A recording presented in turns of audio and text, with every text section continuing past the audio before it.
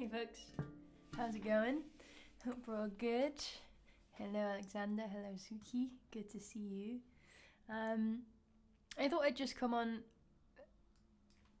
this evening just to kind of go through a few comments that I receive on my YouTube channel.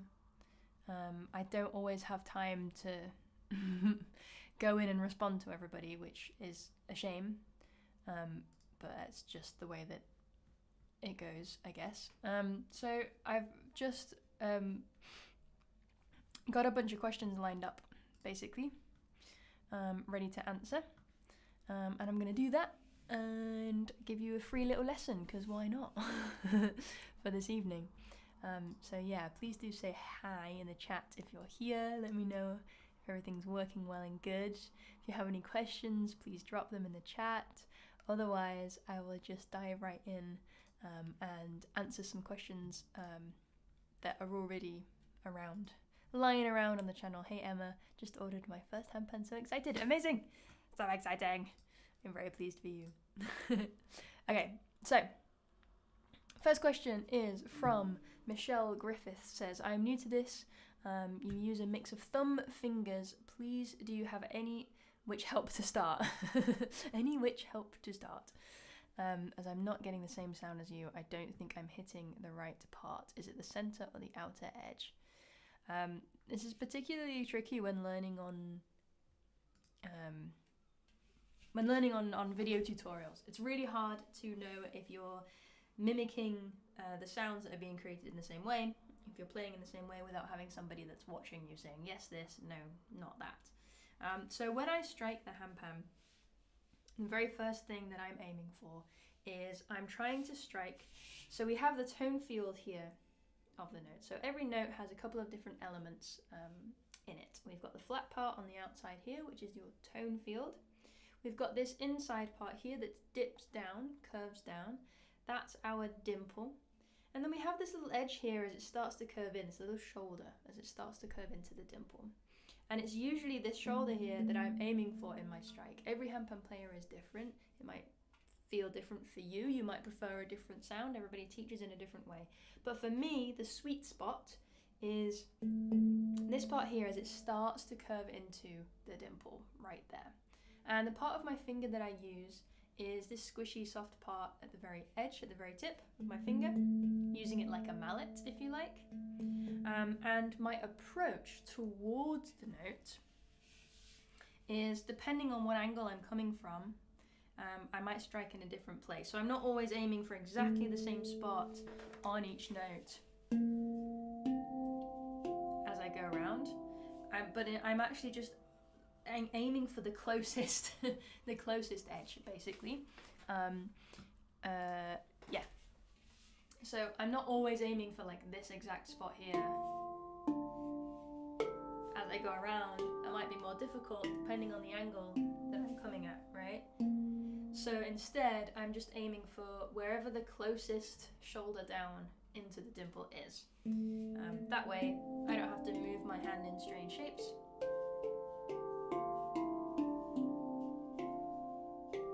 Go wherever is closest, aiming for that shoulder into the dimple.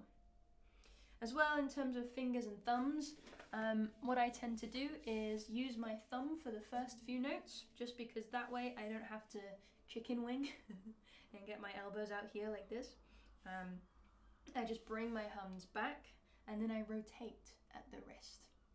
Yeah, so when I'm playing with my thumbs here, it's almost like the opening of a doorknob. I'm rotating at the wrist and I'm playing with this bony part of my thumb here. I'm not aiming for the fleshy part in this case, because otherwise that would be quite tricky to get to. So I'm rotating and I'm still aiming for the same spot of the note, but this time with that thumb rotation. But I don't play with my thumbs all the way up the scale, because here I have to have a little bit of extra stretch in order to reach that spot. So in order to avoid overstretching and straining my shoulders, I actually strike with my longest finger, basically, sometimes my index as well. So I use my index and my middle for the higher notes for the most part. That means it just gives me a little bit of extra reach instead of having to hunch forward a little bit to get that thumb strike. Striking with my finger there. So that's just a quick rundown of how I'm actually striking the instrument itself. There are lots of different ways that we can strike as well. That's the one sweet spot. That's the part of the note and the method of striking that I prefer. Flat finger, using the fleshy tip, or rotating with the thumb, aiming for that curve into the dimple. But there are so many other ways that we can strike as well. Sometimes I like to curve my fingers and aim for the center of each note to get a more kind of warm, bassy sound.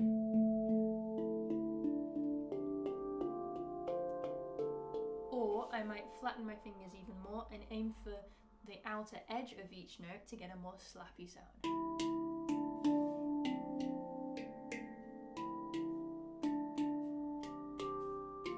Right? As opposed to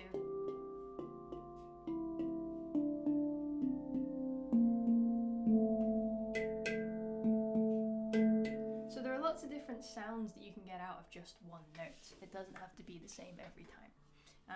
So yeah, I hope that's helpful. I'm also striking with a nice loose wrist as I play, and whichever finger is striking, I tend to gently raise it before whipping down. So there's kind of a little bit of this whipping motion happening as I strike down onto the instrument. Not crazy so, it's coming from the wrist and the finger, but for the most part, I'm staying in this home position here just above the instrument. I'm not bringing my hands up like crazy. Keeping it down and keeping my hands as loose and relaxed as possible. I like to always remember how my hands feel when I'm just sitting here with my arms out like a zombie, right? I'm thinking about how relaxed my fingers are in their natural position, and this is my aim. This is what I'm always trying to get to, even when I'm striking and playing the instrument. Keeping those fingers nice and relaxed as I move around, as opposed to engaged and tense as I move around, right? That's going to make things much more tiring, much more quickly. So I like to keep it as relaxed as possible. So this is how to strike the handpan. I do have another video on this. I have a whole playlist on YouTube that's called Completely New to Handpan, Start Here, and you can find it on my channel if you click on my name below this video. You can find that series there, and that just gives you a few videos that take you from the very beginning to your first couple of grooves, your first songs on the instrument. So if you're struggling with finding out how to keep up in some of my videos, I might move a little bit quickly, then that's a really good place to start, and that will give you a solid foundation as you move on throughout the channel, or throughout online courses, or throughout your own journey. Cool. All right, let's move on to some questions from the chat then. Emma asks, what would you advise to start with first to learn how to play? I think I just answered that accidentally. That playlist on the YouTube channel is a really good place to start. Otherwise, there are also a couple of good online courses which have a clear set path, right? That's the only thing with YouTube is, yes, it's free and hopefully good. I hope, I'm trying.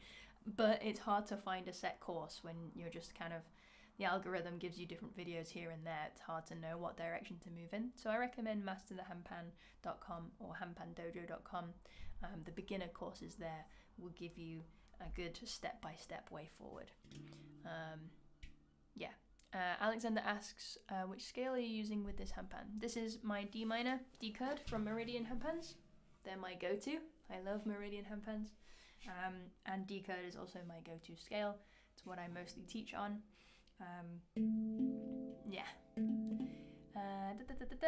Yucky. What is best to learn? What is best to clean and how often?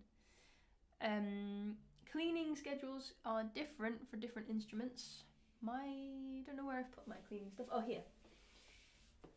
So,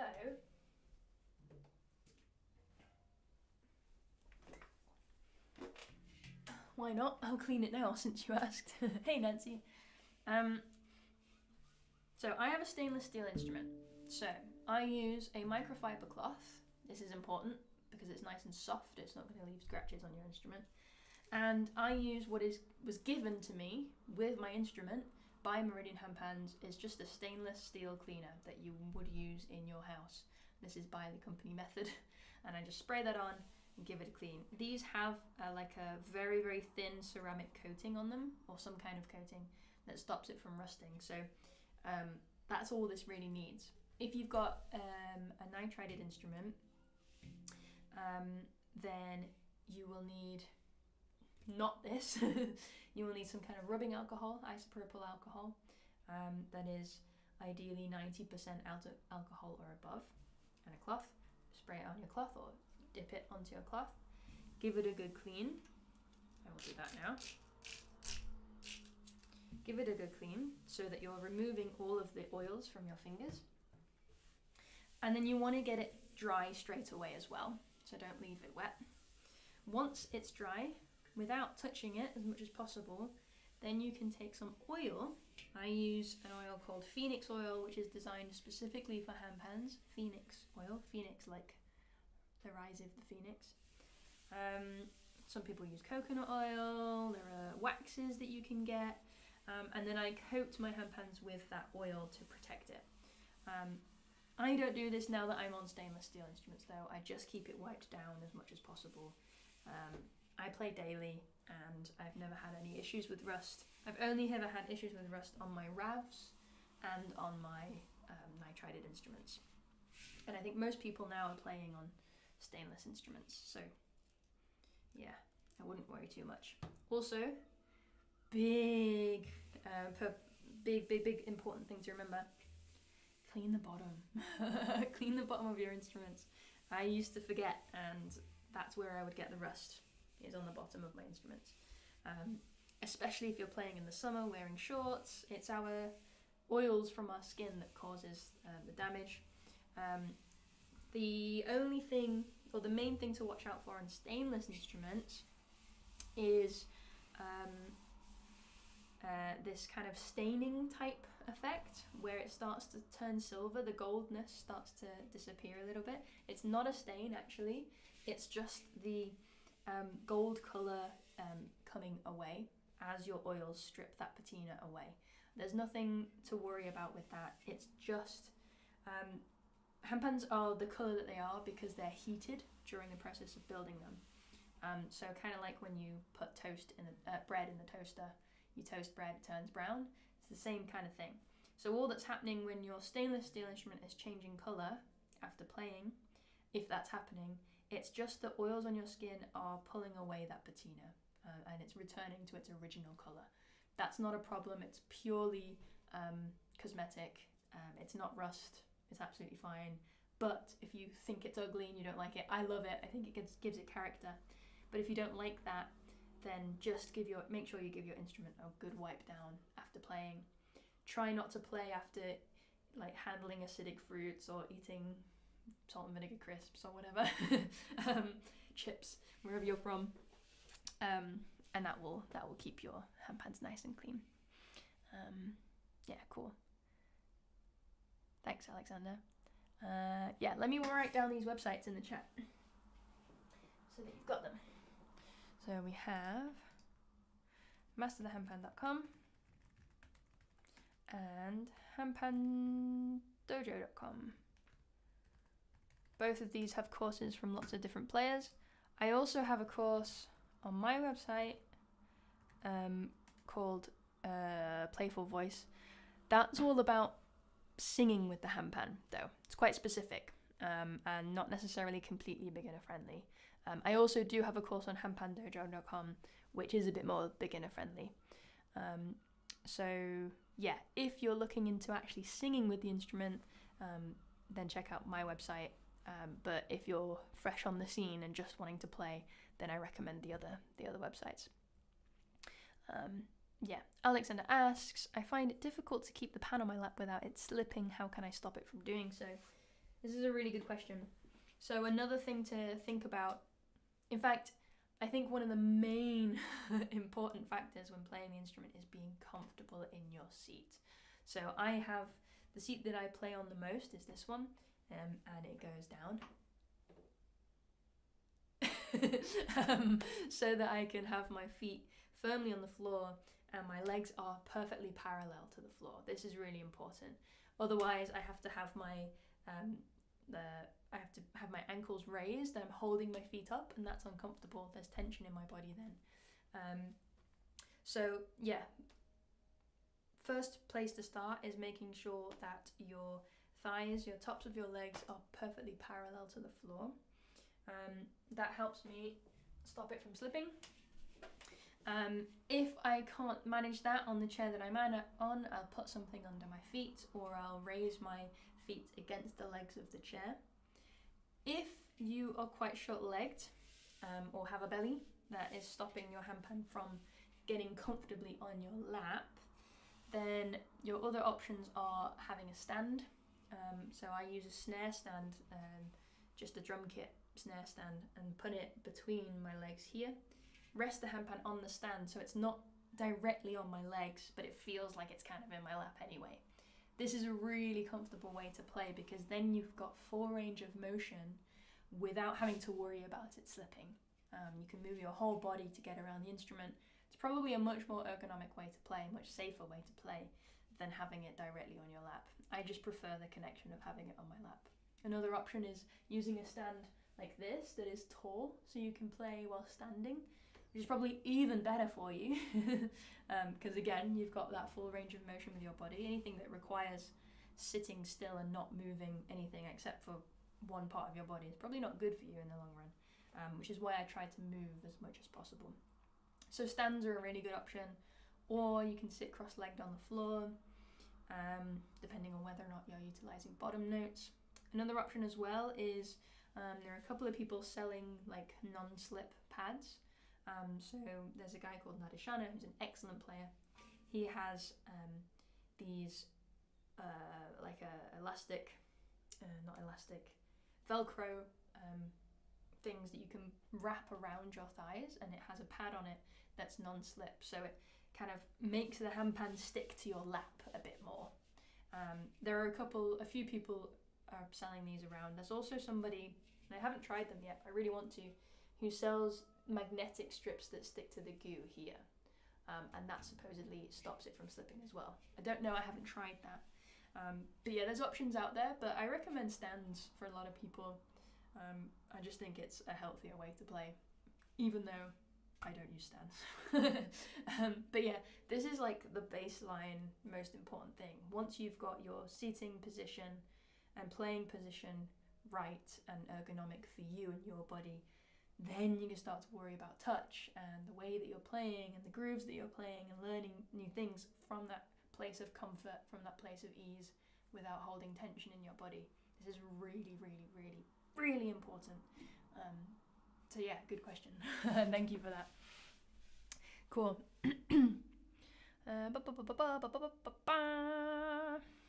Thank you, Renato.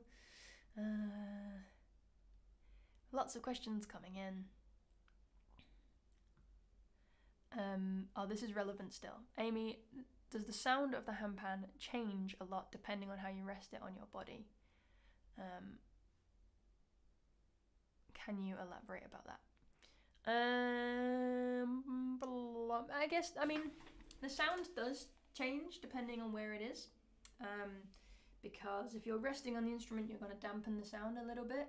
From my experience though, it doesn't really make a huge difference to me putting the handpan on a stand or on the lap. I don't think it mutes the sound either way.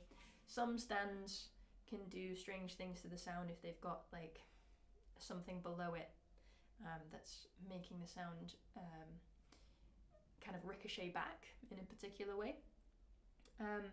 And standing up as well, because the handpan is so far away from the floor than usual, than we're used to, it can sound a bit different. But yeah, I mean, it doesn't really make a difference for me personally. I don't think. There are noticeable differences sometimes, but it's not such a huge deal, in my opinion. Yeah, cool. All right. Sabina asks, how often do you do these Q&A sessions? Not as often as I would like. I would love to do something like this weekly, maybe monthly. Maybe weekly is too crazy. But I'm away a lot. I'm touring a lot at the moment. I would love to be running weekly classes like I used to do. I just don't have the capacity at the moment. In the winter months it might be more. So yeah, I just hopped on without telling anybody. So if you're here, good job. Because I did not advertise that this was happening at all. It's just a whim. And I do that sometimes. Sometimes I just go live when I happen to be in the studio. So do keep an eye out. If you're not subscribed, do subscribe, and then you'll get notified as soon as this happens, and you can just jump on whenever it does. Sometimes I do let my Instagram followers know as well. So if you want to follow me on there, you can, at Amy Naylor Smiles. I'll put that in the chat. It's got underscores. But if you follow me here, you'll be able to find me there. Yeah, I kind of just jump on whenever I feel like it at the moment.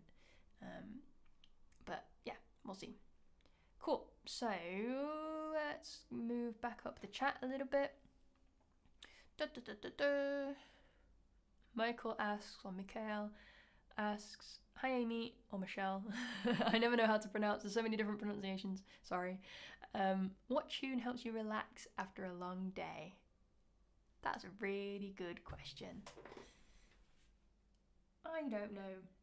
When I want to relax, in terms of playing or listening, that's actually, yeah, can you elaborate on that question, please?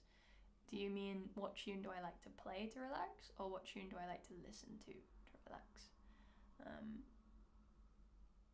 Yeah, I like to play any random stuff to relax. Like my main, if I want to meditate with the handpan and feel chill and kind of fill my own cup, if you like, I like to just play freely, which I did at the beginning of the stream. I like to just kind of try to let go of any structure and judgments and just play. Both. Okay, great, I'll do both. I like to just play without judgment. So for instance, I might pick up another scale. Let's do this one. It's here. It's right here. And rather than thinking about what my notes are, or what beat I'm playing, or what shapes I'm making, I will just start just kind of doing stuff and breathing with it. And it might feel really random as a listener, but as a player, it gives me time to really feel the vibrations.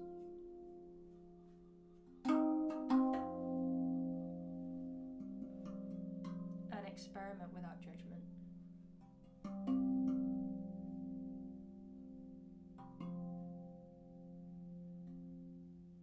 And I can go with what the handpan was kind of originally designed for, which is to let the handpan guide me in what it wants me to play. I know this isn't a handpan, this is a rav.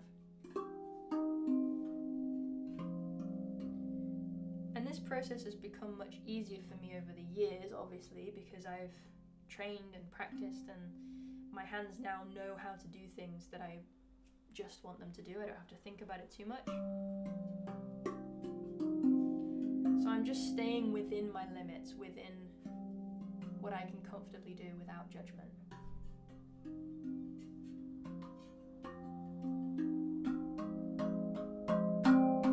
And that changes for me every day, because I'm always expanding and changing my limits.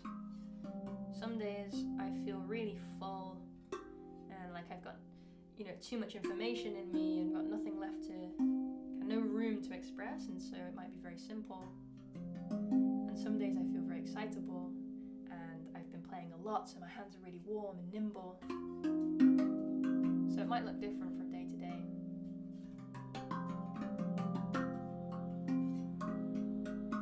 But the most important thing is that I'm letting the instrument guide me, and I'm not actually thinking about what I'm doing. And that's what helps me relax and meditate sometimes as well. But I tend to do this actually in the mornings, not at the end of the day.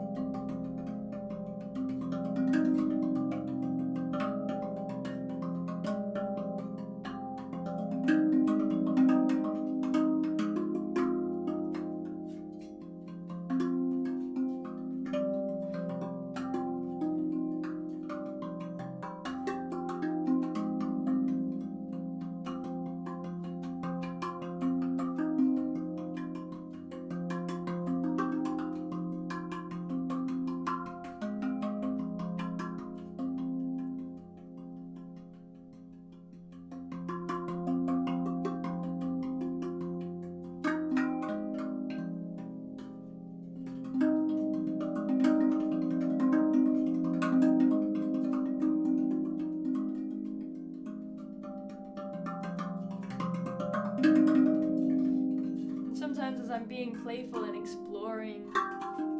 As a listener, it could be quite messy and random. But for me, it's like, oh, I'm just letting my body go where it wants to go, you know? It's so freeing to let go of the judgment of how it sounds. It doesn't matter, because there's no one here listening to me. I mean, there is now, but usually there isn't. And that's where the most interesting and exciting things happen.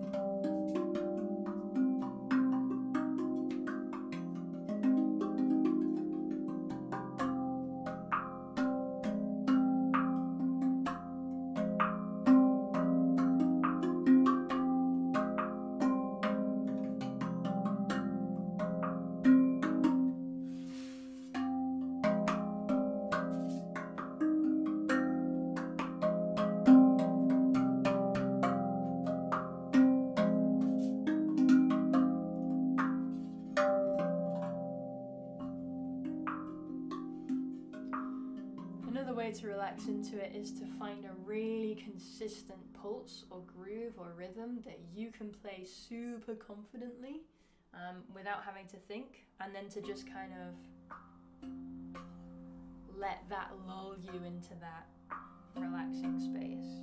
So for this groove, for me, it's really easy, because I've done this 1,000 times in 1,000 classes. Maybe not 1,000 classes, maybe 100. And I can just get into this flow, feel this groove, and just breathe with it.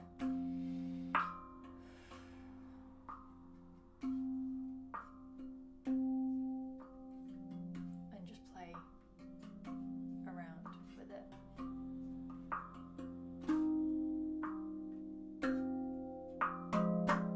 Really lazily.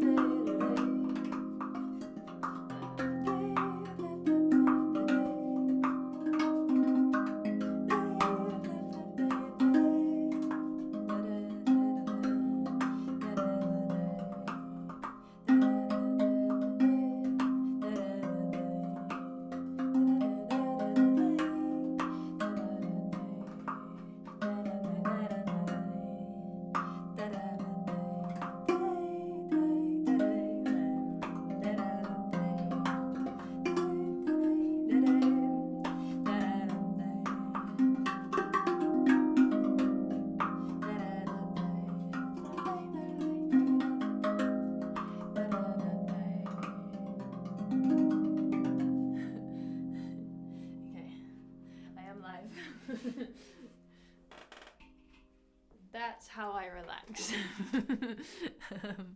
Yeah, no judgment, just flowing around, going with whatever feels good, allowing it to just be whatever it is, which is surprisingly, not surprisingly, a little bit more difficult to do when you know that there are people on YouTube watching.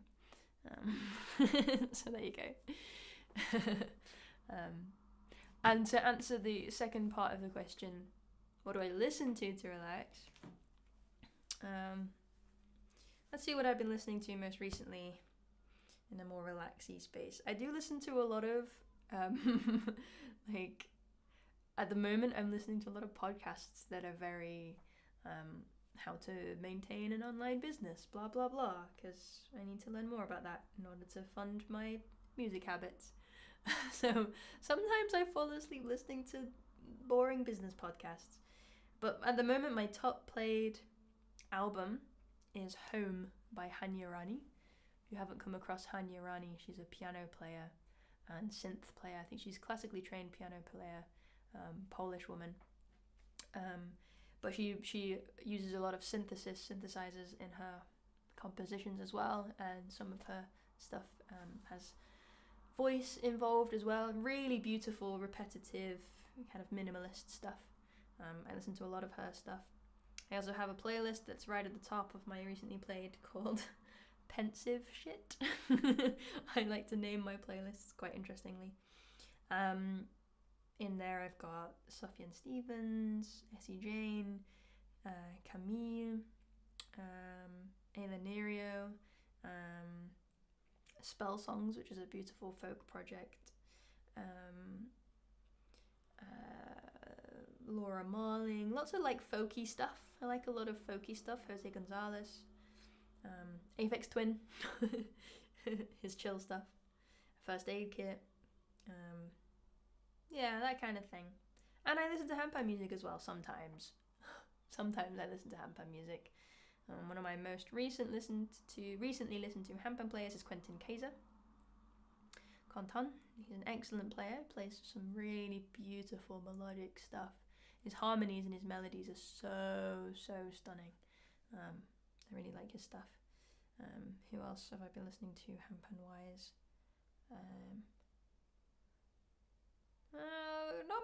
Not many, they're not coming up. There you go. And of course, everybody listens to Multi Martin.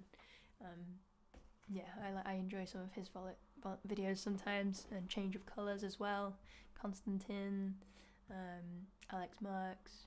Yeah, big fan of their things. Cool. Yucky asks, could you elaborate on how often you use the ding in your playing and any techniques with this sound? Yeah. So if I'm doing more groovy stuff, that's when I'll utilize the ding. I don't tend to focus on the ding quite so much in my playing, because a lot of my playing is focused on chords and harmony rather than groove. I'm less of a groovy player, I think, and more of a... Actually, I don't know how true that is. Maybe I do use the ding a lot, now that I think about it. But I'll use it, like, in a very integrated way. I like to use the ding in a way that is very integrated with whatever else I'm playing. So some people, when they're first learning, well, everyone usually, when they're first learning grooves, the use of the ding can be the use of groove, the utilization of rhythm and groove can be very central and very focused on the ding and the slap sound.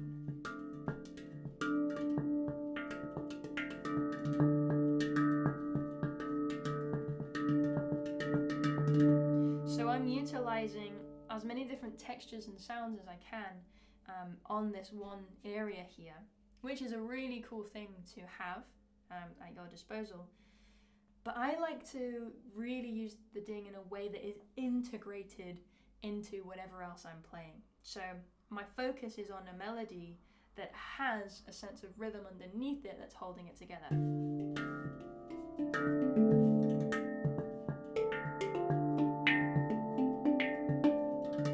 Or chords.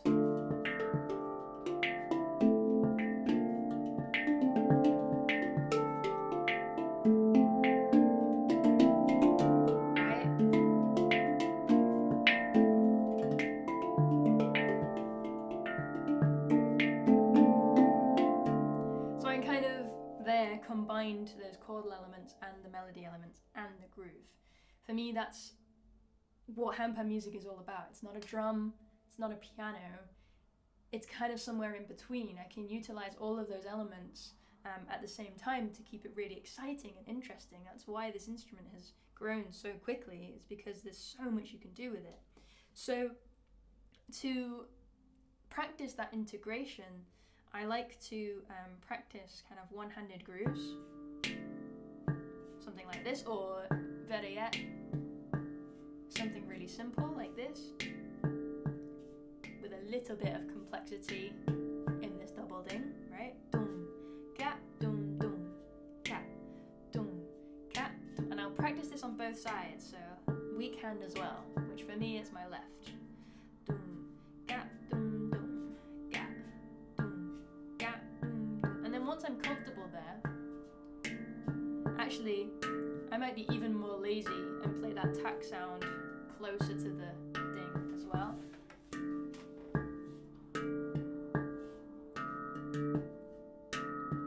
Then I might start to integrate other elements. But before I get to that, that's kind of like the next the next level up.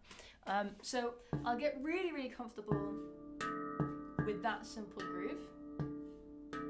And then what I like to do is I like to practice grooves with scales exercises at the same time. So I'm straight away practicing that integration. So my scale exercise will be something really simple like this. Right? I'm sure many of you have done this before. If not, I highly recommend it. I'm just using one hand to move up and down the scale like so. And then I can put those two things together.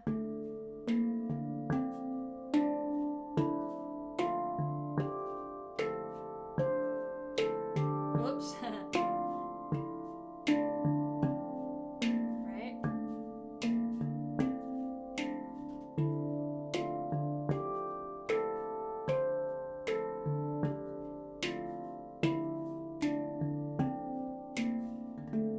So here I'm practicing a scale exercise, I'm practicing a simple groove, but I'm also practicing muting that groove, so it's a closed sound, and playing the scale open. So my two hands are doing very different roles, which is a lot of complex things all at the same time. But in practicing that, I'm setting myself up for success when I want to improvise and compose in a way that feels fluid, a way that has good intentional flow. A way that avoids this.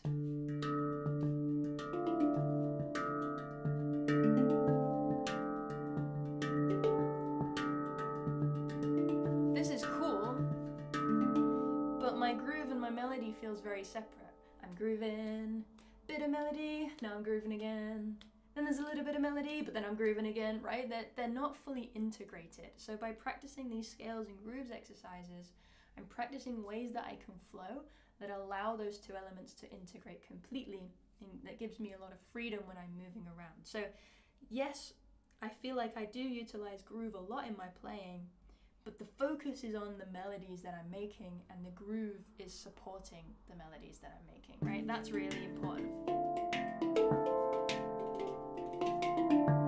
I have a couple of tutorials on this on my channel, and in fact I might make a whole playlist taking you through it. There's a video called the autopilot technique, which is what this is based on. So one hand is moving on autopilot, and the other hand is free to kind of move around. And then I have a couple of other autopilot technique videos that take that concept, take you from the very beginning and help you advance that further and further until you get to what I was just playing here. So I recommend that for kind of exploring groove a little bit deeper. Yeah. Hey, thank you so much for the coffee, Yara, Leo. I don't know how to pronounce your name. I'm so sorry. I really appreciate that. Thank you. Yeah, autopilot, groove and melody at the same time. It changed my life when I unlocked that. But in terms of actually utilizing the ding itself and getting those different textures, What I like to do is, again, base myself in a simple groove, like this. And I really love starting in a muted space, because this closed sound, this closed and quiet sound, gives me a lot of room to expand. A lot of people start with everything, and then, you know, full volume, or everything that their body allows them to do, and then it's almost impossible to expand from that and to add more and to explore more that way. So I like to start from what's my easiest space, what's the simplest space, and what gives me room to grow within. So for me, that is a very simple closed groove. Another thing I like to do is utilize ghost notes. So within this simple groove, doom, ga, doom, ga, doom, I might then just move my fingers in the gaps in between to kind of keep the pedals going. Doom, da, da, ga, da, da, da, doom, da, da, da, da, da, da, da. I'm acknowledging the space between these strikes, so that I can start to use them, start to fill that space to make this groove more interesting. Da, da, ga. I might do that by opening the sound and then close it again. My hands are doing exactly the same thing, keeping to the exact same groove. I'm just sometimes playing them without muting and sometimes playing them muting. That's the only difference here. And to mute, I'm just keeping my hand down on the ding here and then using this one finger for the ghost notes on that hand. It already makes such a huge difference. Ooh, and then what happened there? I added some extra little ghost notes in between the in-betweens. Da da da dum ga ga ga da ga da ga da ga dum ga ga ga da ga da ga dum ga da ga da ga da ga dum. Maybe I'll move some of those ghost notes to the ding. This is already making it more interesting, especially offbeat strikes. Right, those are super fun. Super funky. Oh, and what happens if we open those as well? And then mute it even more.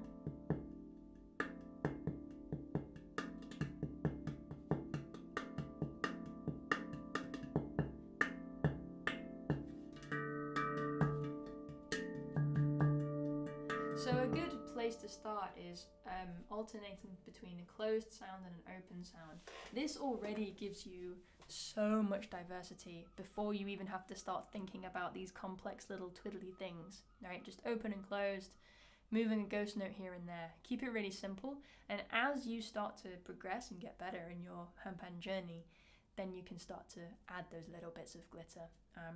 Yeah, so for me it's kind of closing the sound and then from there experimenting with where I can change the positioning of what I play, how can I change the way that I use my fingers, change these tiny little things to alter the sound. And that grows and changes as I grow and change as I practice. So starting from very simple and then always adding what you learn within that.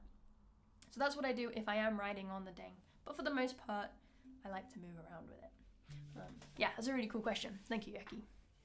Amazing. Okay, what else we got? What else we got?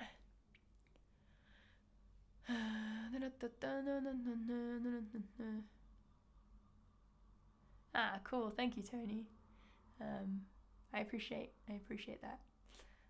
Sweet. Okay. I'm not keeping up with the chat very well.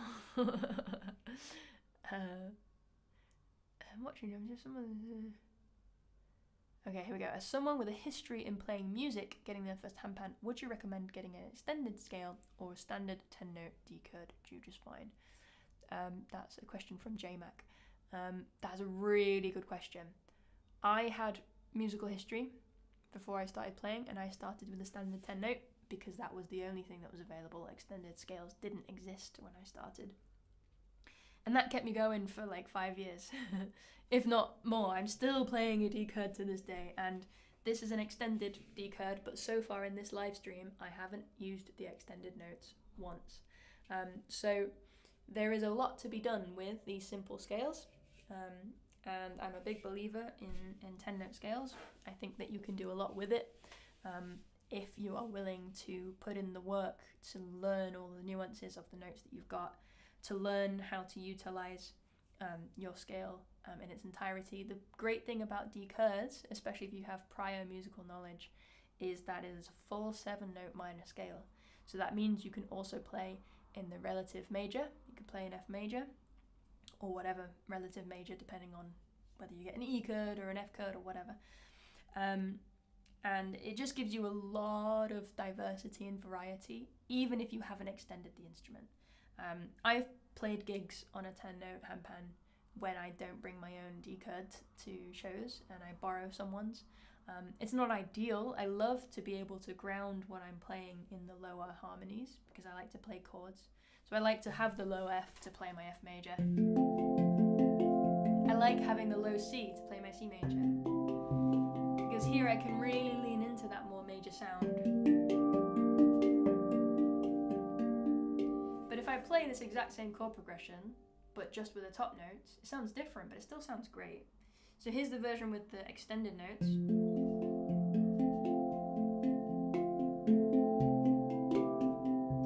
This is C, now I move to G minor.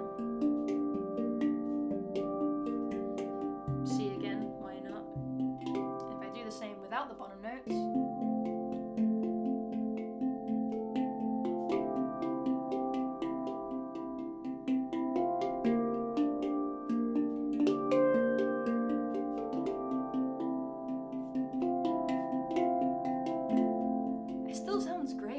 if you're willing to put in the work and if you're coming from an angle where you can actually really understand what chords you've got available to you, so you can utilize the different harmonic progressions, then there's so much that you can do with just a 10-note instrument. So if your budget dictates, or if you're not, entirely sure if you're going to move in whatever direction, then start with a 10-note and just get as much out of it as possible. I do think that some people tend to dive in with extended scales sometimes and get distracted by all of these bottom notes, making it too difficult for themselves, and then it's hard to learn. Or, on the flip side of that, get distracted by these really pretty simple melodies that sound amazing because you've got those extensions, but then that stops them from developing further because they've just found something really nice that works, right? And that stops them from thinking, how do I get the most out of this instrument when the instrument can already do so much? So sometimes I think having the structure and the kind of cage almost, if you like, of just a 10-note instrument that really forces you to get creative in ways that you otherwise wouldn't. But I realise that I'm speaking as somebody who had no choice but to start with a 10-note instrument. I think if I was starting now and I had the money, I would buy an extended scale because I'm greedy and I know that I already have a bit of that musical knowledge. So I would want the most bang for my buck. I would want, if I'm going to spend this much money, I might as well just save up a bit more and go for an extended scale. I know that's what I would do, even though I'm telling you otherwise. What I do recommend though, if you do get an extended scale and you're just starting, I recommend only extending with bottom notes rather than mutant notes, like an extra circle in the inside, like this. So handpans that look like this with those extra notes on top. I don't recommend that when you start out because that can really mess things up in your head in terms of like learning how to play up and down the scale, learning from online tutorials where they don't have these. It's just a lot to consider. So what I would do is I would buy an extended scale and then just ignore the bottom shell for a year or for a few months until you get comfortable, and then start expanding and exploring the rest of the potential of the instrument. And then if you're really into it, then start looking into these super ultra extended handpans. Yeah. Well, I've got this on my lap. Let's have a break from talking and have a little play, why not?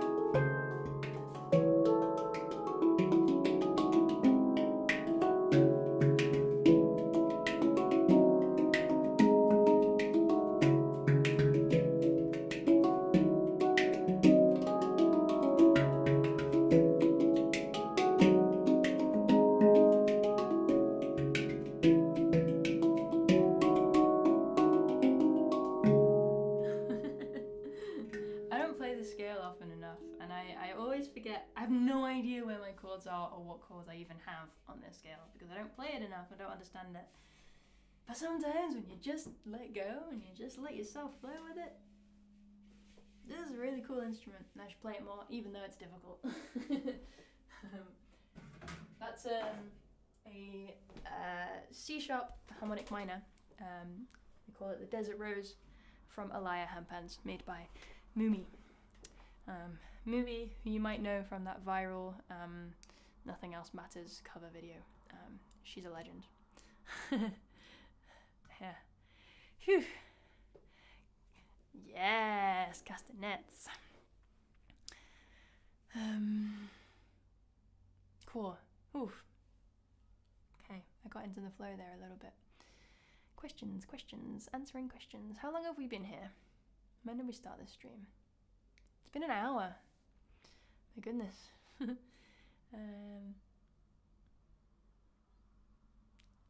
Okay, moving back up the chat. Do you know of any newish makers in the UK who would be making pretty good quality handpans at a cheaper price? Thanks. I do, Phil. There's a guy called Henry Shanks, whose handpan brand is Koru Handpans, K-O-R-U-U pans. He's very new, but he's training under Duncan from Meridian, so his handpans are excellent quality, and I think they're still below the £1,000 mark. So I recommend jumping on his instruments before they start to rise in price, because they will, because they're good.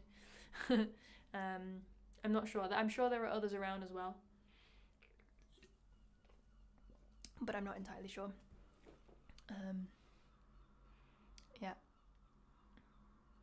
Meshel says, why not like this so others get notified that Amy is live? That's a really good idea. If you're having a nice time and you would like to support the channel and help me keep making free educational YouTube videos, then yeah, please hit the like button. That would be amazing. Thank you. And if you're able to support monetarily, I would really appreciate any donations, either with a super thanks in the chat here. I've also left a little donation link to my PayPal in the description. Or if you're interested in additional tutorials every week, every Friday, I add an additional tutorial to my Patreon page. You can come and support me there as well under the student tier. If you can't afford the student tier, you can also join as a friend, which is like $1 or something, maybe a little bit more. That just helps me spend more time on the YouTube side of things, which is where I really want to be. I really believe in free education. I was helped a lot in my early education. I had student grants. My first handpan was paid for by the government, essentially, because I spent my student grant on it instead of living costs. Yeah, so when I went to university, I got help because I was from a low-income household. I spent that money on my first handpan, and that's the only reason I'm able to be here now. So I really believe in education and giving, and if you're able to support me in supporting other people, then yeah, that would be amazing. Please do join me on Patreon, or a one-time donation or whatever. Would be incredible. Cool rhythms for Hijaz handpans. Yeah, totally. I guess that harmonic minor is the closest thing I've got to a Hijaz. It is a Hijaz, kind of.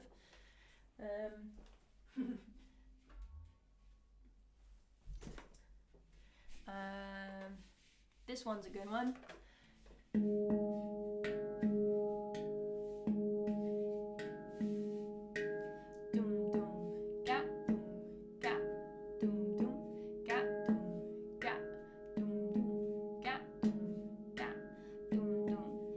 Notice I'm doing this with one hand as well, so that I can try this.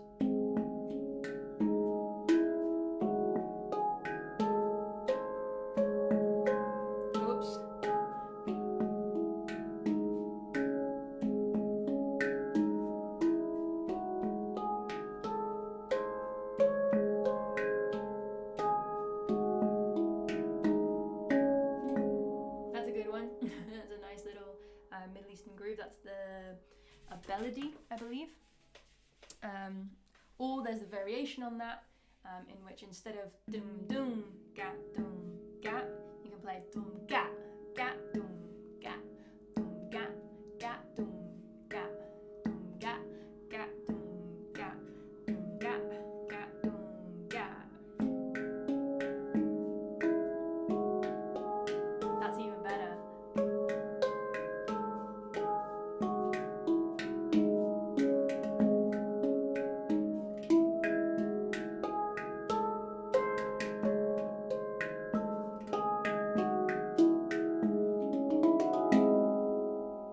Some of those little spicy bits in between. Yeah, that's a fun one for these kinds of scales. I can perhaps do a full tutorial on that one day. I think I do have a tutorial somewhere on the melody rhythm with a couple of variation ideas. So do have a look on my channel. If you're not quite sure like how to find what you're looking for, but you have a specific question for playing and for things that you want to learn, you can go on to the Amy Naylor Handpan Connect YouTube channel, and then in the top right corner there's a little search bar, and you can just search for what you want to learn. And if it's there, if I've made a tutorial on that, then you'll find it. And if I haven't, then comment on one of my videos. Maybe I'll see it, and maybe I'll make a tutorial on that. Yeah, that's the Belody or the Saidi rhythm. Peter, I... something. I can't read German. So I'm gonna utilize Google Translate.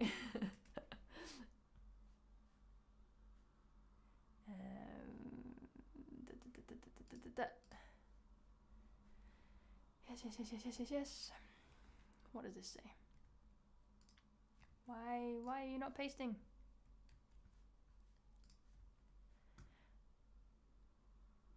Great.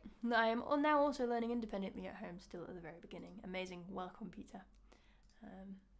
Yeah, welcome to the channel.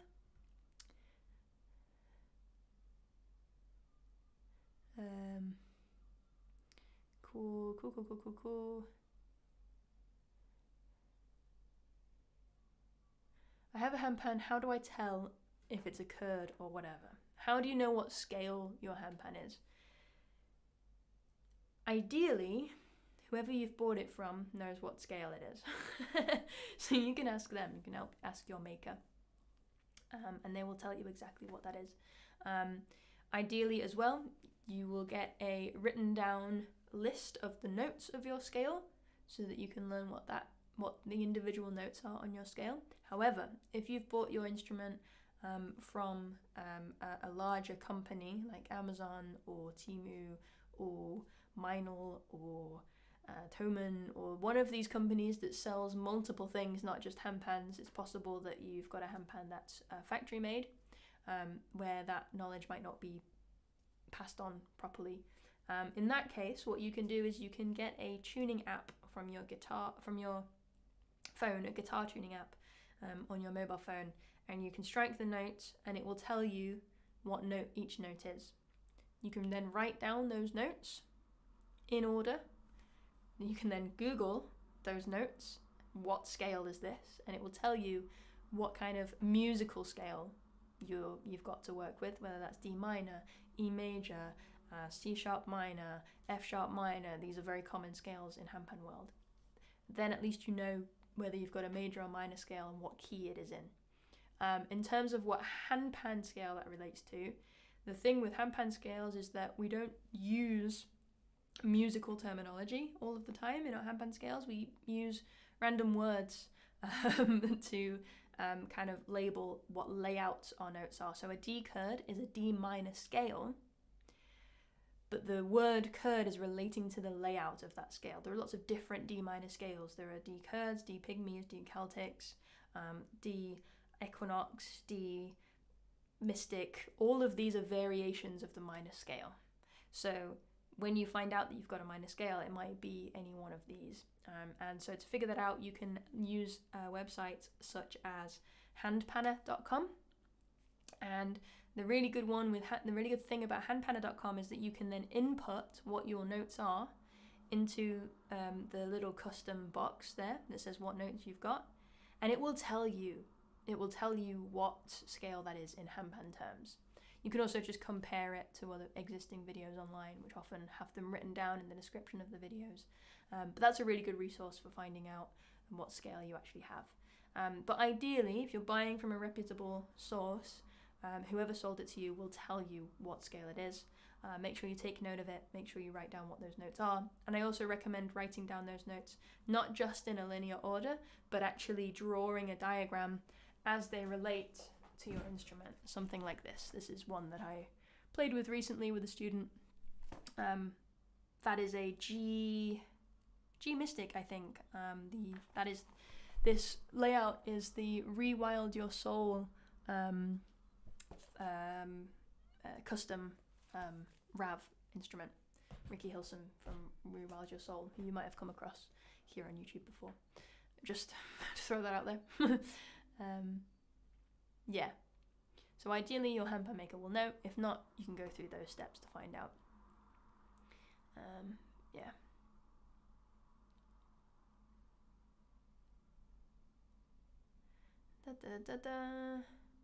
Is it worth having different scales, but the D chord as you master it? For sure. I'm a handpan addict. So I will always promote the purchasing of more instruments. But only if you have already kind of, I don't think anybody has yet discovered all of the possibilities on one instrument. It's such a new instrument, it's impossible to know if there's more, like just a couple of years ago, people started utilizing these techniques. This is a brand new thing still, and there might be more to explore. So you can have just one handpan and be finding new ideas all the time, forever and always. But yeah, I think if you're wanting from a musical level to have more access to different scales, different chordal ideas, to be able to compose across many different across a larger variety of tonal possibilities, then what I would recommend is getting a handpan that is the polar opposite to what you've got already. So if you've got a D chord, the polar opposite to a D chord is an E sub I, which is an E major scale. The reason I call that a polar opposite is because A, it's a major scale, so it feels very happy to play, as opposed to the minor scale, which is a bit more moody, a bit more mysterious. And B, it's an E major, which utilizes lots of the black keys of the piano, right? The D minor is mostly white notes, apart from one, to B flat. And the E sub I is just shifted by one, so it's utilizing a lot of black notes. So you're filling in a lot of the gaps there. It's got more sharps than the D chord. D chord doesn't have any, it has one flat. The E sub I has a bunch of sharps. So you're giving yourself more variety. I only recommend that to really think about that though if you have interest in more of the musicality of playing and more of the harmony sides of things. If you don't have a deep understanding of that yet, I wouldn't worry about that, because you're not going to be using two handpans at once and this kind of thing. But I would just go for a scale that has a completely different feel, so that you're just giving yourself more to play around with, basically, keeping yourself inspired. But it's not necessary, because there's still more to be discovered. There's still more to find. Yeah.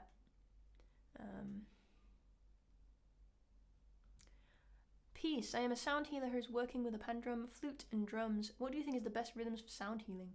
Anything that's just got a solid, gentle, slow pulse. Something that's really repetitive, I think is the best rhythm for sound healing. These kinds of like super rhythmic, like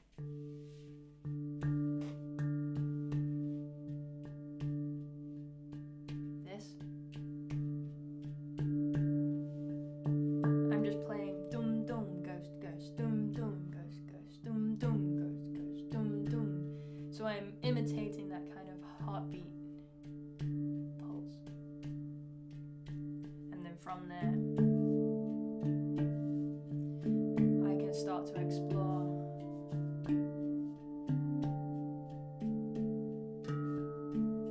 maybe even slower.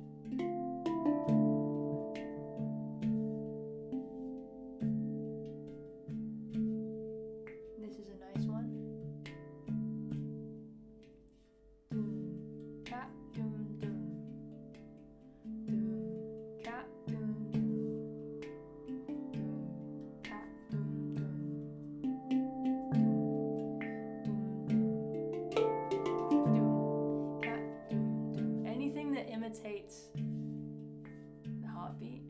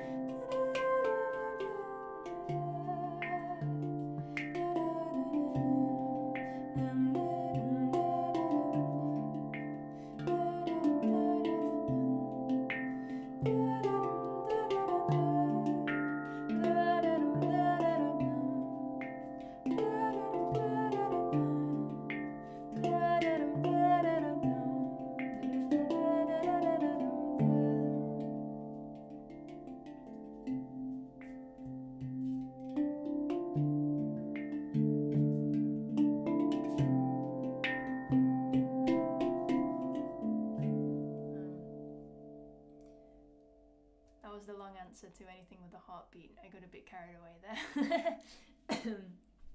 Yeah, maybe I'll have a think about that. Make a tutorial on grooves for sound healers. That's a very good topic idea. Thank you, Dante. I appreciate that.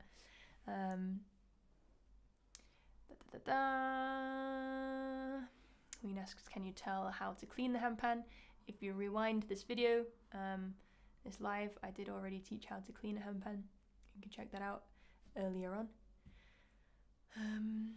What tools can I use to bring emotion into my playing? Thank you for sharing. Ooh. If we weren't reaching the end of the stream, I could talk about that for an hour. The main thing that brings emotion into your playing is dynamics. Whether you're playing loud or soft.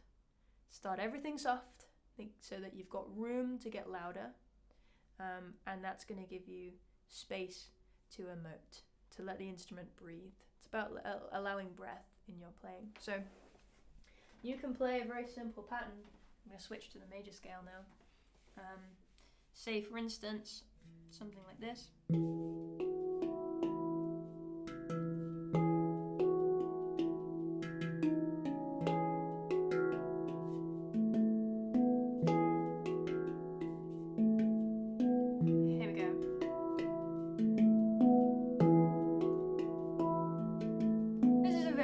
Pattern. I'm just kind of choosing random shapes, right? So this is what I'm playing up here. I'm moving down, and then I'm jumping to the bottom. I'm playing 2 notes here. So I'm moving in a direction that feels familiar, that feels simple and easy, just moving down the scale, starting from a particular spot. And then I'm thinking, okay, how can I make that a bit more interesting? Jumping down to the bottom of the scale to give it a bit of dynamic in terms of a range of melody, messing around with the rhythm a little bit, just to bring a bit more intrigue.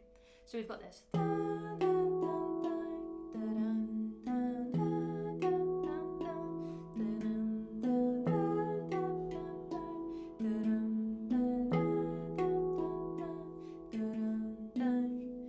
To bring emotion into that, I can just play it quietly.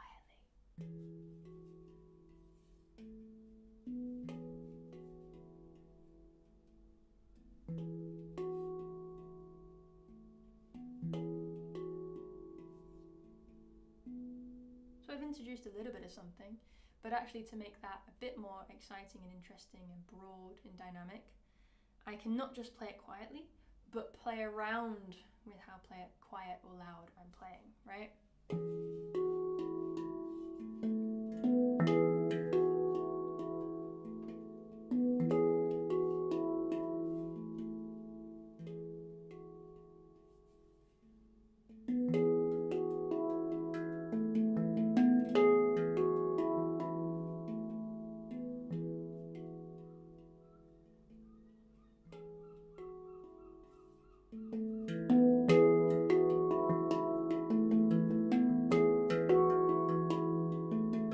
Notice as well, as I start to get a little bit louder, I'm also filling in the space a bit more. So not only can I play with dynamics, how loud or quiet I'm playing, but I can also play around with how I'm filling in that space. I'm keeping the melody exactly the same.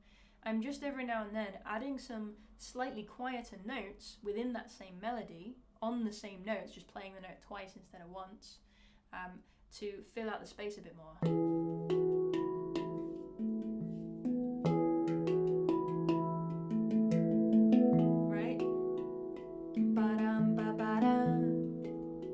Playing it a bit more.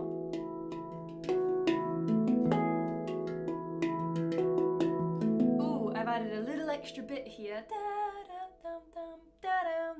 or whatever it was, to again fill in that space, to add to the progression of the melody, add a little bit of, not tension, but excitement and drama and dynamic to that. Another thing you'll see me do a lot is flams. So a flam in drum speak is when you bring one hand down slightly before the other, right? It's not two separate notes, it's not gum gum, it's ba-dum, ba-dum, right? So one hand comes down right before the other hand, and I like to do that between notes, right? So what I'll do is I'll play one quiet note and then one loud note, which is the kind of main tone that we're heading into, and I like to do it with a ding as well. So my left hand is coming down onto the ding just before the main focus, which is louder as well than this ding strike. Ba-dum, ba-dum.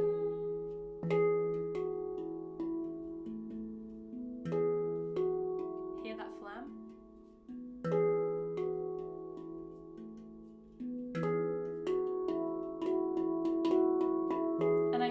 Between two notes as well.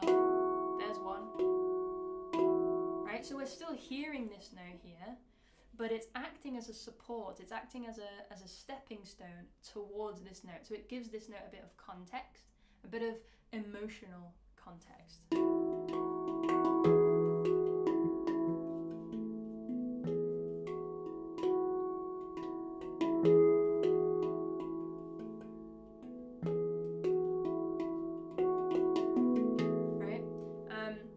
So I like to use flams a lot to add emotion to my playing. I also like to play around with like stretching time a little bit. So instead of playing everything on the beat, bum, bum, bum, bum, bum, bum, bum, bum, bum, bum, bum, it's already syncopated a little bit, this rhythm, because not every melody note is landing on the downbeat, right? Bum, bum, bum, bum, bum, bum, bum. Right, the first note, da, is landing on the beat, da, da, but the second one is landing off the beat when my hands are open, da, da, da, da. So are the third and the fourth, da, da, da, da, da, dum, dum. And then at the end, I'm landing on the beat. So this variety between having your melody on that downbeat, everything feels like this, it's all a bit robotic, and also placing things on the upbeats to add a little bit of intrigue, a little bit of funk maybe, that adds emotion to the playing. But I can stretch that around even more. I can do more with that. I can explore triplets, fitting 3 notes into the space where usually only the space would only be divided into 2, and so on and so forth.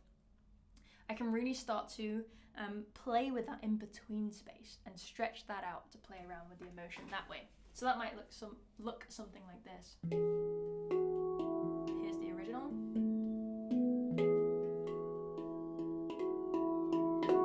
There I'm stretching, right?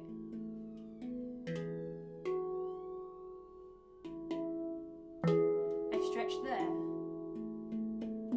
More stretch.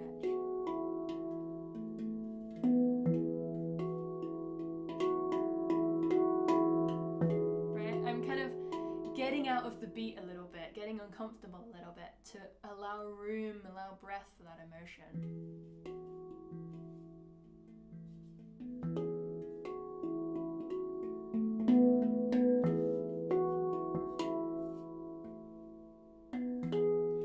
And instead of playing the note where you expect it, I leave a longer gap and then it arrives.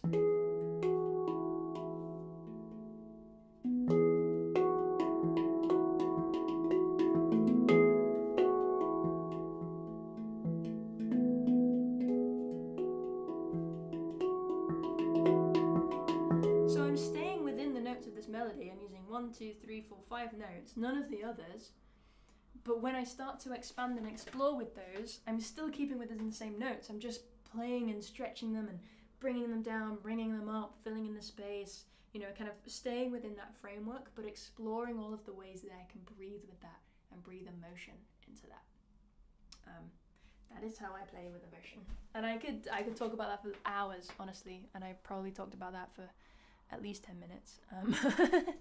But yeah, oh my goodness, thank you guys. Thank you, Dante. That's a pleasure. Thank you for your questions. Thank you, Scott, for your donation as well. Yeah, I really appreciate it. Thank you so much for supporting the channel. Yeah, that's how I keep going. It's through patronage, through support directly from you, and a little bit of ad revenue too, but not a lot. Cool. I think I'm gonna end it there, because it's been an hour and a half, which is a solid chunk of time and not my original plan at all. Thank you for being here, and keeping me here, keeping me excited to play. I really appreciate it. If you have any other questions, you can leave them here as a comment on this video or in the chat, and I can come back to them at a later date when I go live again, whenever that might be. If you're interested in singing with the handpan, I have a course on that. It's called Playful Voice. It's on my website, amynaylormusic.com. If you're interested in one-to-one lessons, you can sign up to my mailing list, amynaylormusic.com. If you scroll to the bottom, there's a mailing list that you can sign up to.